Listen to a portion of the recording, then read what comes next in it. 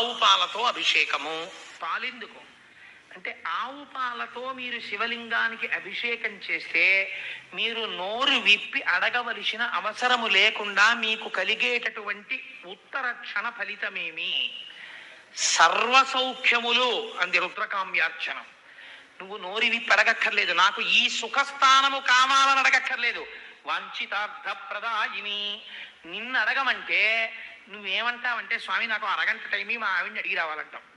ఒకవేళ అడిగి వచ్చిన అమెరికా ప్రెసిడెంట్ జార్జ్ బుష్ పోస్ట్లో నేను ఉండాలంటాం. తెలియదు, ఏది అడగాలో తెలియదు. అడగక అక్కర్లేనివన్నీ అడుగుతాడు.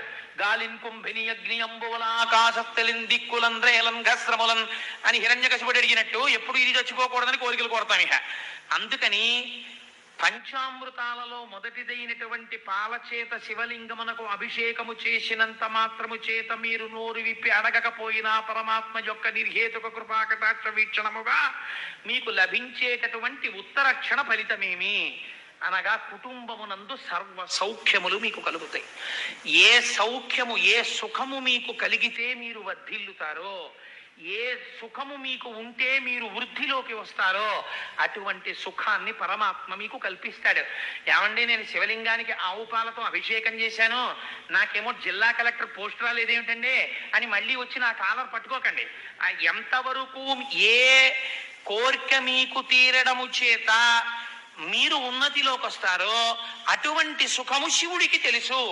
శివుని శిరమున కాశిన్ని నీళ్లు చల్లి పత్తిరి సుమంతనెవ్వాడు పారవయిచు కమధేనువు అనింటి గడిపశువు అల్ల సురశాఖవానింటి మల్లె చెట్టు. ఆయన ఏదైనా ఇవ్వగలడు మహాత్ముడు, మహానుభావుడు. ఆయన ఏది ఇవ్వలేడు కనుక ప్రపంచమనకంతటికీ కూడా శాసకుడు. ఆయన మహేశ్వరుడు, అందుకని ఇవ్వగలడు కాబట్టి ఇస్తాడు. ఆవు పాలతో అభిషేకం చేస్తే వచ్చేటటువంటి మొట్టమొదటి ఫలితం సర్వ సౌఖ్యాలు. అది ఎప్పుడు సౌఖ్యం అని మీకు తెలుస్తుందంటే మీ మనస్సుకి పరిణతి ఉండాలి. ఆవు పాలతో అభిషేకం చేసినంత మాత్రం చేత సర్వ సౌఖ్యములు వస్తాయి. అంతరమనందేంటి, ఆవు పాలు శివలింగం మీద పోస్తే నేను నోరు విప్పి ఏది చెప్పడం నాకు చేత కాదో అది ఇమ్మని అడుగుతున్నట్టు లెక్క.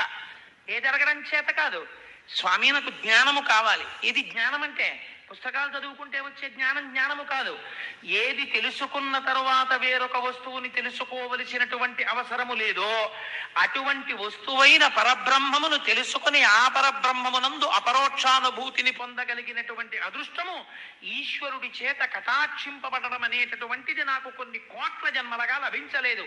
అందుకే పునరపి జననం పునరపి మరణం పునరపి జననీ జఠరే శయనం జిహ సంసారే బహుదుస్తారే కృపయాపారే పాహిమురారే. అలా పైన తోలు మారుతూనే ఉంది, తిరుగుతూనే ఉన్నాడు. సంచులు మారుతున్నాయి, లోపలున్న వస్తువు ఒకటే, అదే పట్టుకు తిరుగుతున్నాడంతే. అందుకని చెప్పి స్వామి నాకు జ్ఞానం ఇవ్వయా అని అడగడం చేత కాక జ్ఞానమును అపేక్షించడం, ఆవు పాల చేత అభిషేకం చేయడం. మీకు ఒకసారి జ్ఞానం కలిగిందనుకోండి, మీరు మోక్షం వైపుకెళ్ళిపోతారు. అందుకని ఇప్పుడు ఏమైంది, అమృతం అయింది. అందుకని పంచామృతములలో మొదటిది ఆవు పాలు. ఇప్పుడు ఏకకాలమునందు రెండు సుఖస్థానములు ఎక్కడి నుంచి వస్తున్నాయి? ఏ శివలింగమును తాకితే వస్తున్నాయో అదే సుఖమునీయగలిగిన స్థానమై ఉన్నది.